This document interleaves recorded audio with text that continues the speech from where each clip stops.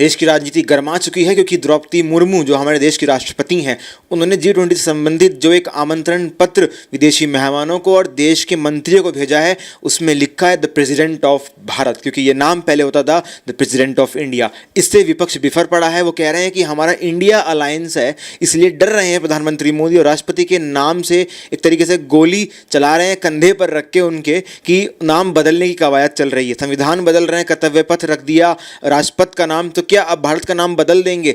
जो कांग्रेस के नेता पवन खेड़ा वो बोल रहे हैं कि चिढ़ क्यों रहे हैं, विचारधारा से चिढ़िए, हमसे चिढ़िए, लेकिन भारत वैसे मत चिढ़िए। वहीं अरविंद केजरीवाल तो ये बोल रहे हैं कि देश 140 करोड़ देश के लोगों का है, तो आप देश के लोगों से चिढ़ क्यों रहे हैं, कहाँ दिक्कत कहाँ आ रही है आपको? तो वहीं इस पर देश के लोगों की अलग अलग राय निकल के आ रही है। ऐसे में हमारे साथ मौजूद हैं प्रसिद्ध समाज सेवक प्रीति पांडे जी। आइए उनसे बातचीत करते हैं कि आखिर देश की राजनीति में भारत बनाम इंडिया हो क्यों रहा है।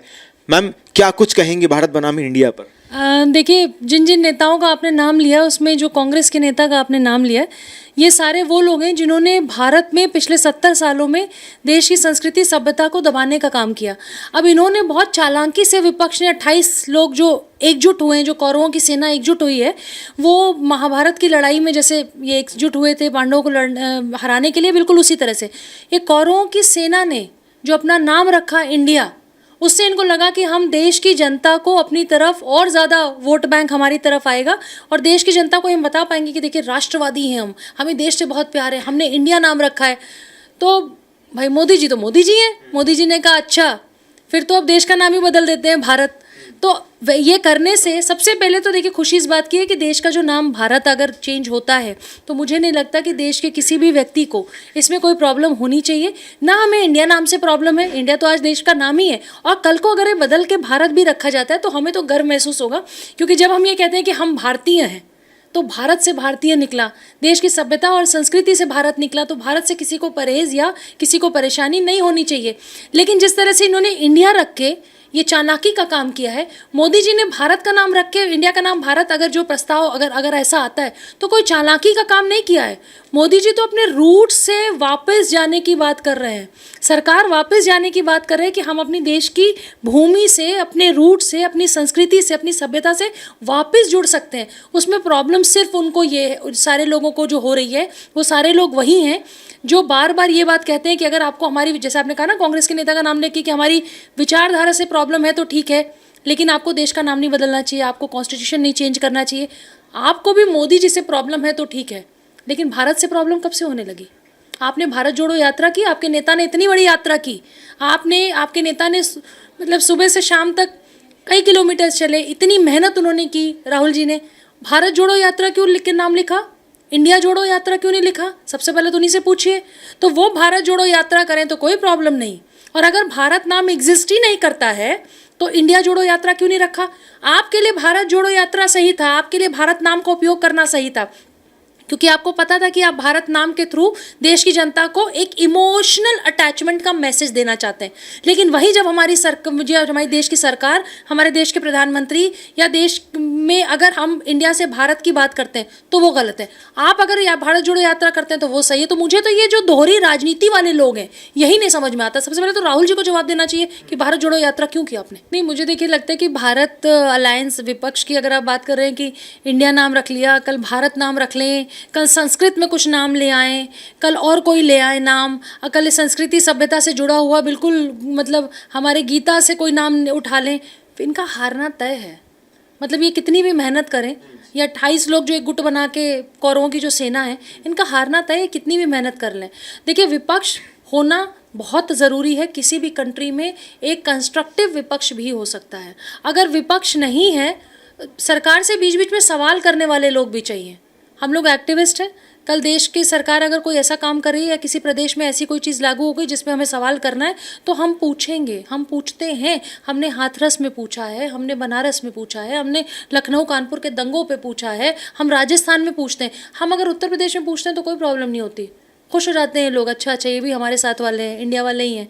लेकिन अगर हम राजस्थान में पूछ लेते हैं, हम छत्तीसगढ़ में पूछ लेते हैं, हम दिशा सालियान का नाम ले लेते हैं तो प्रॉब्लम हो जाती है।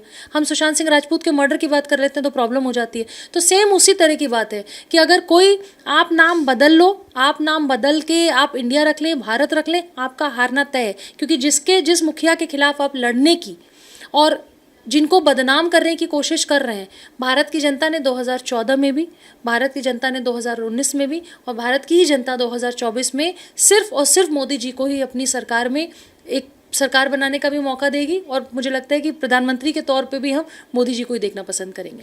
मैम, विपक्ष ये बोल रहा है कि हमारा तो अलायंस का नारा ही यही है कि जुड़ेगा भारत, जीतेगा इंडिया। तो हम तो अपना नाम इंडिया ही रखने वाले, लेकिन अब कितनी कवायद कर लो भारत का नाम बदलने की, लेकिन लोग हमें ही वोट देंगे। और वो बोल रहे हैं कि हमारा वोट बैंक खिसकेगा नहीं, हमें ही लोग जिताने वाले हैं, हमारे में से कोई प्रधानमंत्री बनेगा। देखिए, आपने देखा है वो मतलब पुराना कोई प्रोडक्ट हो, 10-15 ऐसे पुराने आपके घर में कबाड़ होता होगा, ऐसे कबाड़ के 10-15 प्रोडक्ट ले लीजिए, उसी खूब फैंसी पैकेजिंग कर लीजिए, लेकिन जैसे वो बाहर से दिखने में तो बहुत खूबसूरत लगता है। जब स्टेज पे रहते हैं, इंडिया वाले खड़े हो गए हैं, गठबंधन वाले खड़े हो गए, विपक्ष, फोटो सेशन होता है, लेकिन जब फोटो सेशन के बाद जब वो डिब्बा खुलता है ना, जब वो रिबन काटा जाता है और फीता खुलता है और वो सड़े गले पुराने कबाड़ निकलता है, तो सबको पता है कि उस कबाड़ की क्या अहमियत है। वो फैंसी पैकेजिंग से कबाड़ बहुत खूबसूरत नहीं हो जाएगा। इन्होंने जो एक कबाड़ का काम पिछले 70 सालों में किया है, ये पूरा ये सारे लोग जो हैं वो अनवांटेड पॉलिटिशियन है इस कंट्री के, अनवांटेड पॉलिटिशियन है जिनको अब देश की जनता देखना पसंद नहीं करती। अगर देखना पसंद करती तो 2014 में वोट देती, 2019 में वोट देती। देखिए, कहीं किसी राज्य में इनका जीतना, मैंने फिर कहा, कंस्ट्रक्टिव विपक्ष भी हो सकता है और विपक्ष होना चाहिए। विपक्ष कंस्ट्रक्टिव नहीं है, इनका पूरा मुद्दा यही रहता है कि प्रधानमंत्री को कैसे घेरें।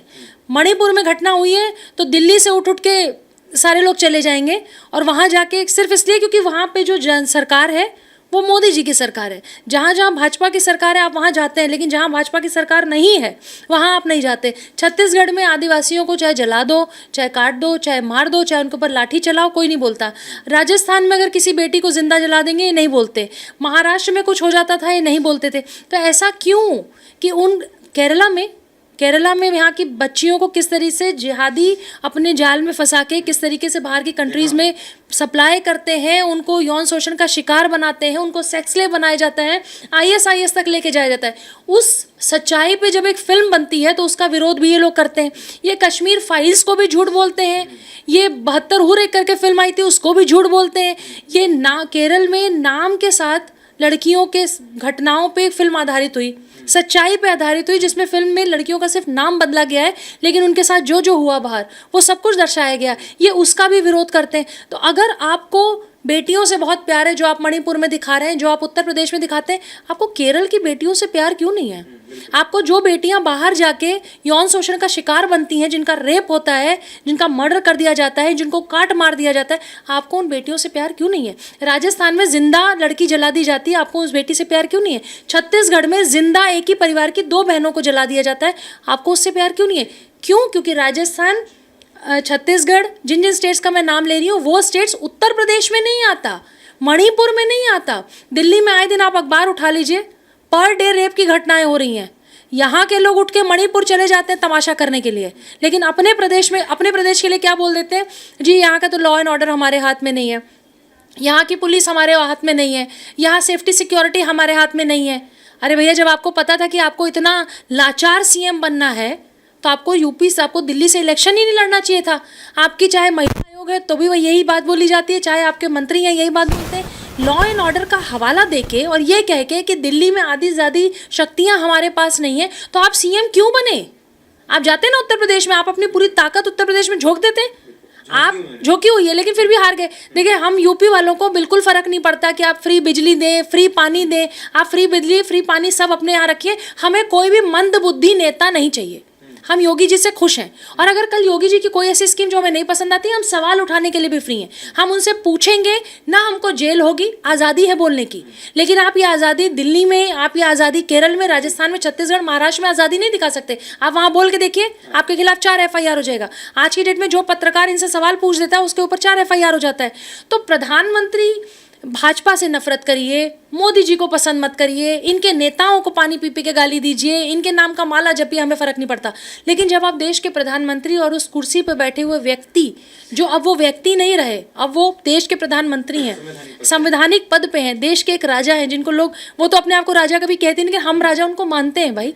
मतलब हम प्रजा हैं, हम एक ऐसे व्यक्ति को हमने उस गद्दी पे बिठाया है जो ना भेदभाव मानते हैं, किसी के साथ बैठना, किसी के साथ खाना, हर व्यक्ति को, हर इंसान को, हर राज्य के हर बेटा हर बेटी को, हर धर्म हर जाति के व्यक्ति को अपना समझते हैं, अपना परिवार समझते हैं। जो व्यक्ति अपना परिवार छोड़ के इतने साल पहले निकल गए वो देश की सेवा के लिए और राष्ट्र सेवा और धर्म की सेवा के लिए, अगर आप उनके ऊपर आवाज़ उठाते हैं तो मैं तो कहूँगी कि इस बार जो अभी ये प्रोपेगेंडा कर रहे हैं, जो पिछली सीटें इनकी आई थी उससे भी कम सीटें इस बार इनकी आनी है। और इस बार मुझे लगता है कि मोदी जी की जो ताकत है, जो मोदी जी के नाम की एक खूबसूरती है, जो मोदी जी को लोग अपनापन, अपना अभिभावक, गार्जियन, पेरेंट, पिता तुल्य लोग समझते हैं, मोदी जी के लिए जो लोगों का एक इमोशनल अटैचमेंट है, वो अटैचमेंट इस बार और आपको बढ़ चढ़ के दिखेगा।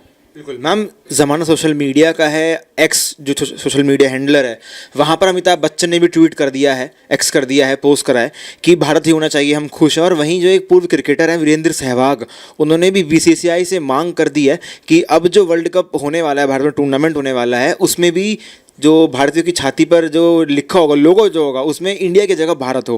क्या कहेंगे आप? लोग भी कूद रहे हैं, बड़े बड़े नेता आ रहे हैं बीच में, आपको लगता है कि हाँ भारत नाम होना चाहिए, हालांकि सरकार मना कर रही है? मुझे, जैसे आपने कभी सुना है कहीं पे इंडिया माता की जय? सुना है? हम क्या बोलते हैं? भारत माता की जय। अगर हम 15 अगस्त को, 26 जनवरी को, यही लोग जो आज इसका विरोध कर रहे हैं, ये खुद भी जब झंडा फहराया जाता है तो वहाँ भारत माता, अपने अपने जो इनके पॉलिटिकल ऑफिसेज हैं, वो वहाँ पे भी जब झंडा फहराते हैं तो वहाँ पे बोलते हैं भारत माता की जय। इंडिया माता की जय नहीं बोलता कोई। आप भारत का नाम, आप अपनी यात्रा में भी भारत का नाम ले रहे हैं, भारत माता की जय के भी जयकारे लगा रहे हैं, लेकिन अगर नाम चेंज करने की बात हो रही तो इसमें तमाशा होना ही नहीं चाहिए। हम, लेकिन बड़ा सवाल तो ये है ना कि 9 साल प्रधानमंत्री को बने हुए हो गए देश के राजा, लेकिन आखिर 9 साल में याद क्यों नहीं आई? जब चुनाव होने में केवल 8 महीने शेष रह गए, तभी क्यों याद आई कि हाँ चलो भारत करते हैं इंडिया से? जवाब बहुत अच्छा है। इसका जवाब ये है कि 2014 में जब मोदी जी आए तो उन्होंने कहा जी अनुच्छेद 370 हटाएंगे। अनुच्छेद 370 मजाक है क्या? अनुच्छेद 370 हटाना किसी सड़क का ट्रैफिक हटाना नहीं था। अनुच्छेद 370 हटाने में जो मेहनत लगी होगी, जो दिमाग लगा होगा, 9 साल में अनुच्छेद 370 हटा। ट्रिपल तलाक, राम मंदिर, यूसीसी और पॉपुलेशन कंट्रोल बिल लाइन में ही है। तो आप सोचो कि देश के प्रधानमंत्री ने जो जो वादे दिए थे, जो जो वादे किए थे जनता से, एक के बाद एक, रोड, बिजली, सड़क, पानी, आप आज देश के किसी कोने, मैं पिछली बार अपने एनजीओ की तरफ से उत्तर प्रदेश के गांव-गांव, कस्बों में गई थी। मैं देवरिया से लेके, सलेमपुर से लेके, गोंडा, बस्ती, इन जिलों में मैं गई थी, जिन बस्तियों में 17-17 घंटे लाइट नहीं रहती थी। खुद वहाँ की जो महिलाएं हैं, जो बूढ़ी बुजुर्ग, जिन्होंने अपना बचपन से लेके, जवानी से लेके बुढ़ापा तक उस गाँव में दिया, जहाँ वो कहती कि 1 दिन लाइट आती थी, 1 दिन नहीं आती थी, फिर 17 घंटे लाइट नहीं रहती थी, 4 घंटे लाइट रहती थी, फिर 12 घंटे लाइट आती थी, 12 घंटे लाइट नहीं आती थी। आज उन जगहों पे भी लाइट रहती है। तो आपने जो 9 साल की बात की, एक देश के मुखिया के पास सिर्फ इंडिया से भारत नाम बदलना नहीं था, पहले जो लोग हैं उनके घर घर तक नल पहुंचाना, रोड पहुंचाना, रोड वहाँ रहना, सड़क, बिजली, पानी, नौकरी, हर चीज़ की व्यवस्था करना। और भाई साहब सबको छोड़ दीजिए, 130 करोड़ की जनता में हम दिल्ली, बॉम्बे, बैंगलोर को समझते हैं ये सिर्फ यही शहर है। बहुत ऐसे ऐसे गांव हैं जिनका नाम भी लोग नहीं जानते होंगे। उन गांव की औरतें कई किलोमीटर दूर तक शाम तक वेट करती हैं कि शाम हो जाएगी तो वो टॉयलेट जाएंगी, तब वो शौच यूज़ करेंगी, तब वो खेतों में जाएंगी। घर घर तक शौचालय पहुंचाने का काम प्रधानमंत्री ने किया है। तो 9 साल में प्रधानमंत्री के पास इतने बड़े चैलेंजेस थे कि पहले महिलाओं को उनका अधिकार तो दिलाएं। हलाला और ट्रिपल तलाक के नाम पे जो महिलाओं का शोषण होता हुआ है वो भी इसी 9 साल में हुआ। आतंकवाद अनुच्छेद 370 की वजह से पनपता था, वो भी हटाने का काम प्रधानमंत्री ने किया। तो मुझे लगता है कि एक के बाद प्रधानमंत्री ने जितनी लिस्टिंग की थी और जितने वादे देश की जनता से किए थे वो सब किए। हाँ, लेकिन उसके साथ साथ राम मंदिर देखिए बनी रहा है, जनवरी 2024। चुनावी मास्टर स्ट्रोक मान लें इसको? नहीं, मुझे लगता है चुनावी मास्टर स्ट्रोक नहीं। आप पिछले 5 साल में 2-3 चीज़ें तो ऐसी हैं जो बदली हैं, जो हुई हैं, जिसमें आप बहुत सारे बिल्स मैंने गिनवा दिए। सीए आया, सीए, भारी हिंसा लेकिन उस पर हुई थी। अरे भारी हिंसा तो होगी, अभी तो सीए लागू होगा तो भारी हिंसा होगी। अभी यूनिफॉर्म सिविल कोड में देखिएगा कितनी हिंसा करेंगे। अभी पॉपुलेशन कंट्रोल बिल में, मतलब एक ज़मीन का टुकड़ा है, उसमें हम मतलब एक झोपड़ी बनाएंगे और हम 25 बच्चे पैदा करेंगे और हम 25 बच्चों के लिए हम सरकार से नौकरी भी मांगेंगे, घर भी मांगेंगे, सुविधाएं भी मांगेंगे, तो किसी चीज़ की एक क्षमता होती है ना, आपके पास एक रोटी, उसे कितने टुकड़े करके आप अपने बच्चों को खिला सकते हैं। सेम उसी तरह ना, हमारे पास लिमिटेड रिसोर्सेज हैं, लेकिन हम पॉपुलेशन पे बात नहीं करना चाहते। हम चाहते हैं कि देश की 130 करोड़ की जनता को प्रधानमंत्री नौकरी दे दें, लेकिन हम अपनी पॉपुलेशन कंट्रोल नहीं करेंगे। हमारे घर में 4 बच्चे हैं तो भी मोदी जी नौकरी दें, 8 बच्चे हो जाएंगे तो भी, 80 बच्चे हो जाएंगे तो भी, तो भाई हर चीज़ की एक लिमिट है। सेम उसी तरह जो आप मास्टर स्ट्रोक कह रहे हैं, मोदी जी को किसी मास्टर स्ट्रोक की ज़रूरत नहीं है। मोदी जी का नाम आज की डेट में इतना है, जिसने प्रभु राम का राम मंदिर ही बना दिया हो। जनवरी में राम मंदिर की ओपनिंग है, शिलान्यास रख दिया गया है। जिस दिन ये मंदिर बनेगा, लोगों के लिए 1 महीने 1.5 महीने बाद खुलेगा पूजा पाठ के बाद। मुझे तो लगता है कि इससे बड़ा मास्टर स्ट्रोक हो ही नहीं सकता। लेकिन मोदी जी ने खुद कह दिया ना कि राम मंदिर के नाम पे वोट नहीं मिलेंगे इस बार।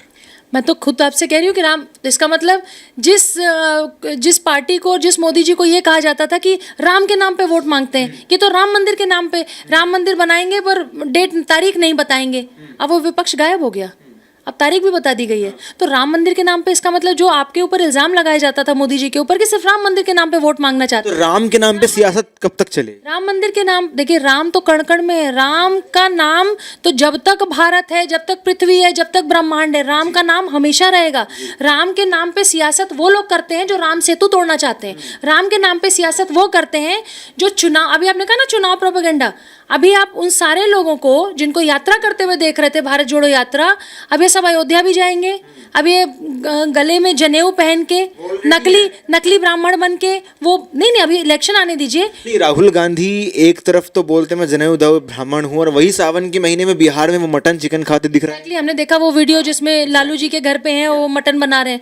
तो जो लोग सनातन को नहीं मानते, जो पूजा पाठ को नहीं मानते, वो इलेक्शन में मोदी जी को देख देख के, योगी जी को, क्योंकि उनके सामने जो कॉम्पिटिटर है ना, वो कॉम्पिटिटर बहुत स्ट्रांग है। उस कॉम्पिटिशन से अगर आपको मैं तो कह रही हूँ कि अगर मोदी जी को देखने के बाद या मोदी जी से सीखने के बाद उनको कॉपी करने के लिए भी अगर आज कोई राम मंदिर में जाके मत्था टेकता है तो वो भी बहुत अच्छी बात है। थोड़े उसके पाप निकल जाते हैं। इसीलिए अमेठी से हारने के बाद वायनाड चले गए, कोई बात नहीं, कुछ सीटें तो बच गई। लेकिन जो देश में रह के ये सोचेगा कि हम राम को गाली दे के अपनी सीटें बचा लेंगे या जनता हमें वोट दे देगी, वो नहीं हो पाएगा। राम की इतनी बात हो रही है और सनातन की आपने बात करी थी, तो आखिरी सवाल मेरा आपसे यही है, हम चलते हैं थोड़ा दक्षिण में भारत के, वहाँ पर तमिलनाडु के मुख्यमंत्री हैं एम के स्टालिन, उनके बेटे भी एक राज्य मंत्री हैं, उनके पास प्रभार है, मंत्री हैं वो। उन्होंने एक बहुत बड़ा बयान दिया है, वो विवादों में भी हैं। उन्होंने ये बोला है कि सनातन धर्म जो है ये डेंगू मलेरिया की तरह एक बीमारी है, इसको ख़त्म ही करना पड़ेगा, इसका विरोध नहीं करना है, ख़त्म ही करना है इसको। और जब दोबारा पूछा गया तो स्टिल सेइंग कि हाँ मैं अडिग हूँ अपनी बात। देखिए, मैं तो इसमें सबसे पहले कहूँगी कि जो हमारे जितने मठ हैं,